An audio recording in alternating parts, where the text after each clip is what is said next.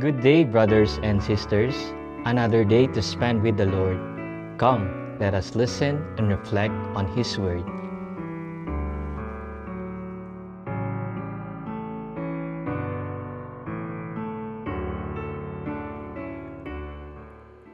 A reading from the Holy Gospel according to Saint Luke.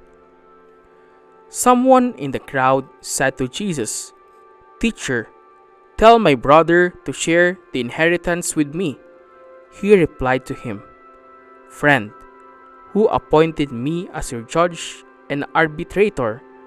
Then he said to the crowd, "Take care to guard against all greed, for though one may be rich, one's life does not consist of possessions."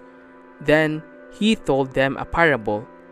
There was a rich man whose land produced a bountiful harvest.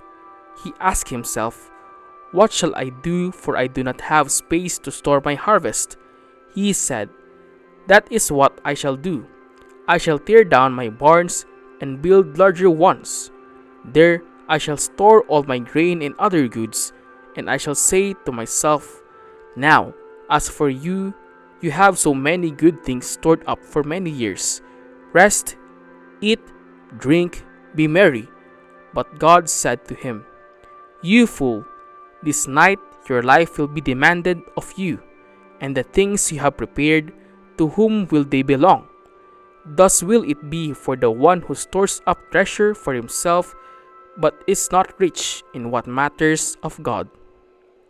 The Gospel of the Lord. Remember, our days are counted. Through the parable of the rich fool, Jesus warns his listeners of the dangers of being materialistic and hedonistic. We are materialistic if we pay attention only to our gains, what to do with them, and how to increase them.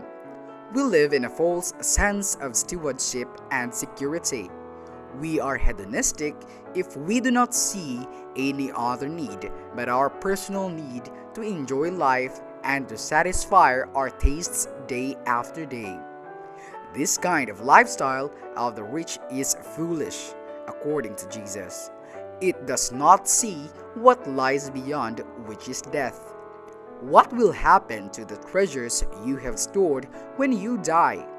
The one who stores treasures not for himself will fare much better at the end.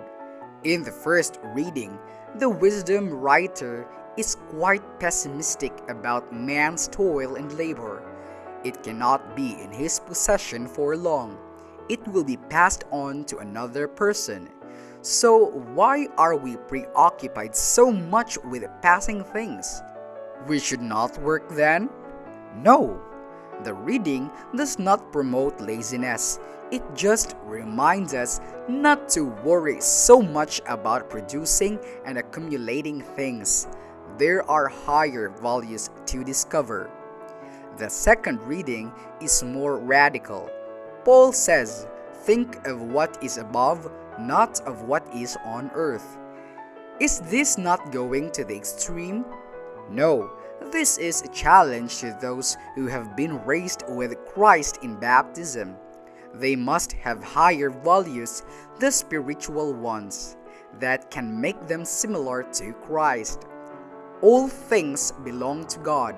If ever we are blessed with material things because of inheritance or our own hard work and creativity, we should always remember the less fortunate.